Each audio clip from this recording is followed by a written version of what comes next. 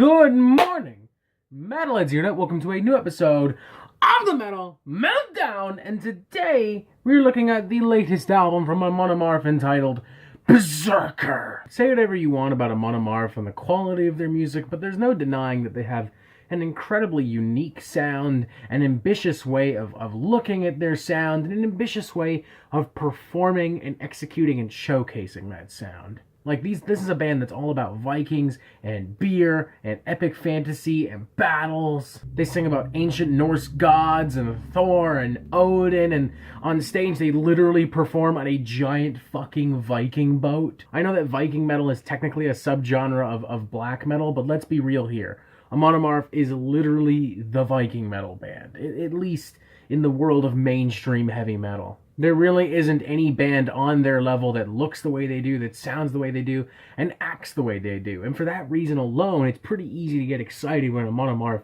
bring out a new album. And particularly in this case, Berserker, as the band is riding high off of some very successful previous releases, and the fact that they're now playing larger-than-life stadium shows with tons of different bands. Right now they're on tour with Slayer doing big arena shows, bringing their Viking fucking stage production to massive audiences across North America. That's incredible. And it's all the more exciting when you remember that their previous record, Jumps Viking, was also a huge concept album, and it just made Amon Amarth feel all the more epic and pivotal and important at that time. Suddenly they weren't just talking about Vikings and epic battles, they were telling full-blown stories, and it made that record all the more incredible, even if musically it was pretty much along the same lines as previous Amon Amarth record. This kind of automatically puts Berserker in a very good place. However, I think there's something we finally need to discuss when it comes to Amon Amarth. They are the overkill of melodic death metal. No one has really ever said this, maybe because Amon Amarth is inherently more ambitious in size and scope than Overkill, but really think about it for a second.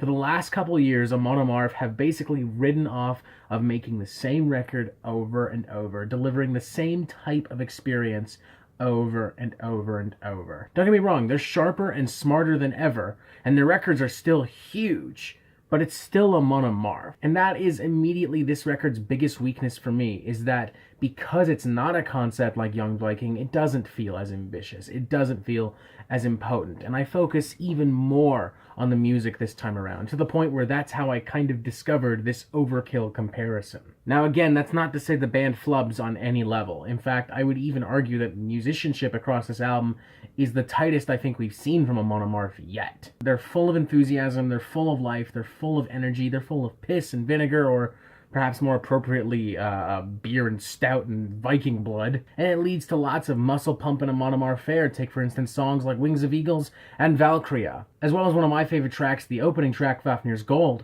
which sees the band getting a little more dark and doomy, tonally speaking, integrating some warm, rustic acoustic guitars in the mix, giving it that little extra spooky layer. It weirdly even kind of reminds me of like old school Enslaved, which to me makes it feel all the more authentic and engaging and chilling. And then there's Mjolnir Hammer of Thor, which packs some of the album's beefiest, most headbanging riffs.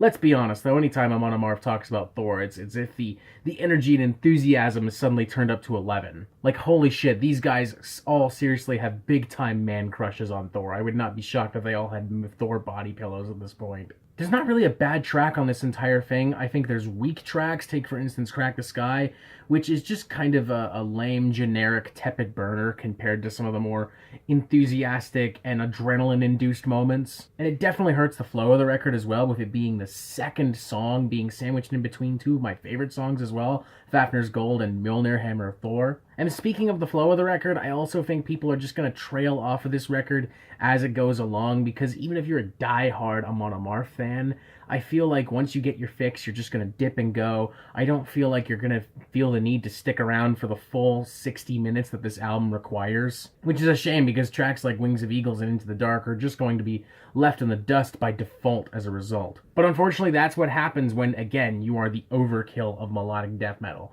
People get their fix, and they go. They don't want to hear you do anything ambitious. They don't want to hear you do anything that weird or out of your comfort zone. They want their quick dose of metal, and they want to dip. And that's fine. But you know, it's something we have to note nonetheless at this point. Did I still enjoy this album? Absolutely. In the same way that I still enjoyed the last Overkill record. It's just not an essential listen for me at this point.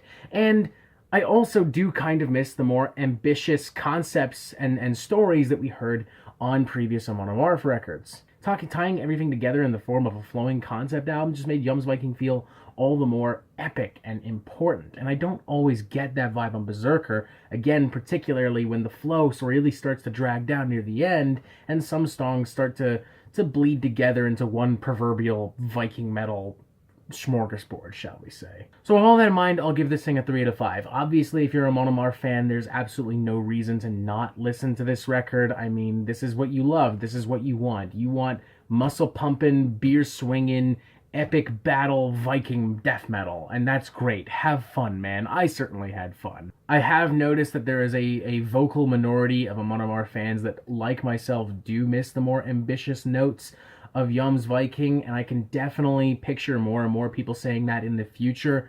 It was noted in Blaine Smith's review on Banger TV. It was also noted in a review I just read on Angry Metal Guy. And that is a legitimate issue, but again, when you consider the fact that this is the overkill of melodic death metal, you also kind of have to sit down and go, do I actually like this band? And much like Overkill, your answer to that question will ultimately impact how you feel about this album. It's unfortunately really come down to that simple fact. I am concerned going forward that this means the band might become a little bit irrelevant and inessential. I'll just have to start copy and pasting reviews. That's frankly what I've done with the last Overkill records. There's just no point discussing them in any real detail. It's like, do you like Overkill? All right, you're going to like this record. Boom, what are you going to do?